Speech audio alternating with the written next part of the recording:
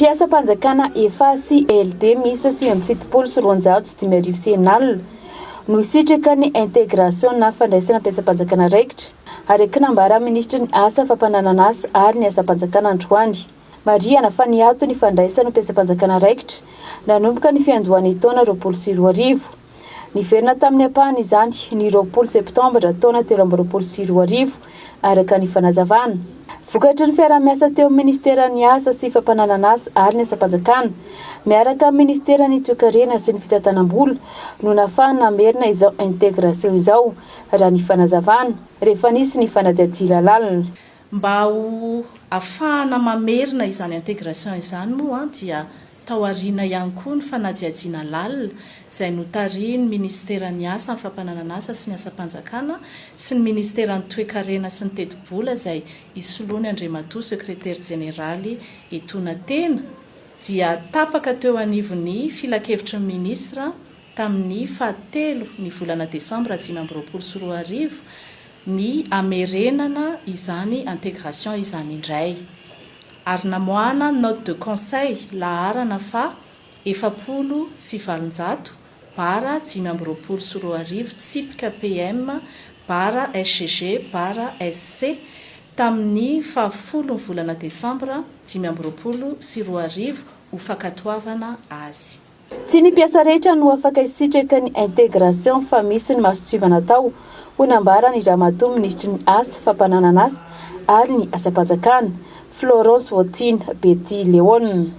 Araka ny anjin'ny fa 13 ao amin'ny laharana feno mpiasam-panjakana tsy tena raikitra laharana fa 470 bara 820 tamin'ny fa 17 volana Novambra 477 dia voalaza fa ny mpiasam-panjakana na feno sy tsy tapaka eny taona hay nanomboka ny vaninandro nijirany tao amin'ny fanjakana araka ny fangatahana tsoratra nataony dia azo ampijiriny ao an'efitra raha-panjakana mifanaraka amin'ny mari-pahaizana voalohany indrindra, mifanaraka ihany koa amin'ny filazam-pahaizana nomeny université azy na ny fahaizana asa mandraraha manokana ananan'izy ireo araka ny didy amampitsipika manakery.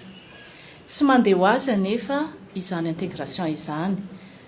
Misy ireo masotsivana fototra amin'ny maha-mpiasam-panjakana ahafahana misitraka azy. Izany hoe raha azavaina dia ireo mpiasa mahafeny asany ary koa manaja sy mitandrina ny didy amandalana mife ny asa-panjakana sy ny mpiasam-panjakana toy ny fahazotoana miasa, ny fanajana ny ora fiasana dia ny fijirana sy ny firavana izany, fanajana ny lehibe eo mpanantanterahana ny asa, ny fanantanterahana ny asa amin'ny pahitsiana sy amin'ny kitso-po no afahana misitraka izany fandraisana ho mpiasam-panjakana raikitra izany.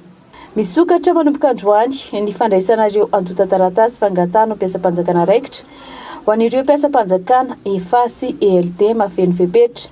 Ariparitaka manerana ireo ministera DRS sy ireo fitalevam-pahitra ministeran'ny asa fampananana asa ary ny asa-panjakana manerana ny faritra ireo andotan-taratasy ilaina amin'ny fangatana hiditra ho mpiasam-panjakana raikitra na intégration.